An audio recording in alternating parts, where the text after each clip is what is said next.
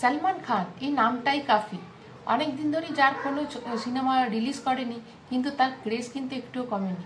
Social মিডিয়াতে তার একটা ওয়ার্কআউটওয়ালা ছবি যেই রিলিজ করেছে, মানে দর্শকরা পুরো পাগল হয়ে গেছে। এর থেকেই বোঝা যায় যে তার ক্রেজ কিন্তু এখন একটুও কমেনি। ফটোটিতে সালমান খান ওয়ার্কআউট করছে আর পেছনে বড় বড় করে লেখা রয়েছে সিকান্দার। এই ফটোটা তাদের জন্য যারা সালমান খানকে অত আর ইম্পর্টেন্ট দিচ্ছেন না। একটা ভালো ডিরেক্টর আর একটা মাস ক্যারেক্টার, ব্যাস বক্স অফিস পুরো সালমানের পেছনে ছুটে আসবে। এবার সালমানকে নিয়ে 3টে ভালো খবর দেবো আর 2টো বাজে খবরও বলবো এবং শেষে একটা ধামাকা দেব। তো প্রথমে ভালো খবর দিয়ে শুরু করা যাক। তো এই যে ফটোটা রিলিজ হয়েছে, এটা শুধু রিলিজ নয়, এটা একটা অ্যানাউন্সমেন্ট যে ঈদে কিন্তু সালমান খান 2025 সালে আসছেই।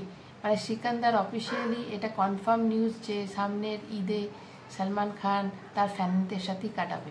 ভেতরে খবর এই যে শুটিং খুব দ্রুত গতিতে চলছে এবং এর মাঝে সালমান খানের একটা চোটও লেগেছিল, কিন্তু উনি তার শুটিং বন্ধ করেননি। শুটিং তার দ্রুত গতিতেই যেমন এগুচ্ছে।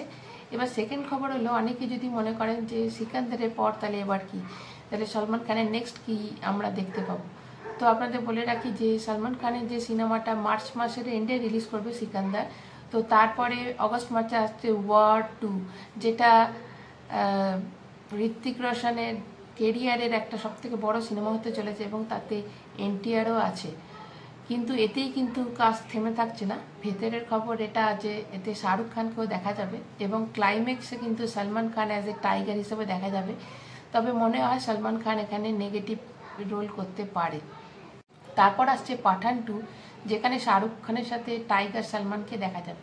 এবার 3 নম্বর হচ্ছে যেটা সব থেকে বড় খবর, সেটা হচ্ছে অ্যাটলি কুমার সালমানের ওই ফটোটাতে লাইক দিয়েছে। হ্যাঁ, কিছু সংখ্যক মানুষ সেটা খুঁজে বার করেছে এবং ইনডাইরেক্টলি কিন্তু অ্যাটলি কুমার যে ডাইরেক্টর, তার সাথে কিন্তু সালমানের নাম জড়িয়ে গেছে এবং ভেতরের খবর এটাই যে তারা ঠিক করে নিচ্ছে তারা একসাথে সিনেমাও করবে। কমল হাসান ভার্সেস সালমান খান, মানে ইস্ট ভার্সেস সাউথ, দুটো বক্স অফিসেই কাঁপিয়ে দেবে যখন এরা ব্যাটম্যান আর সুপারম্যান হিসেবে একে অপরের সঙ্গে লড়াই করবে। ব্যাড নিউজের মধ্যে এটাই যে সালমান খানের হিরোইন হিসেবে রশ্মিকার নাম উঠে আসছে, যেটা শুনে খুব একটা ভালো লাগলো না। আর একটা হচ্ছে যে এই সিনেমার ভিলেন, মানে সিকান্দার সিনেমার ভিলেন, মেন ভিলেন নাকি কাটাপ্পা, তো এটা শুনে এক্সাইটমেন্ট লেভেলটা অনেকটাই কমে গেল।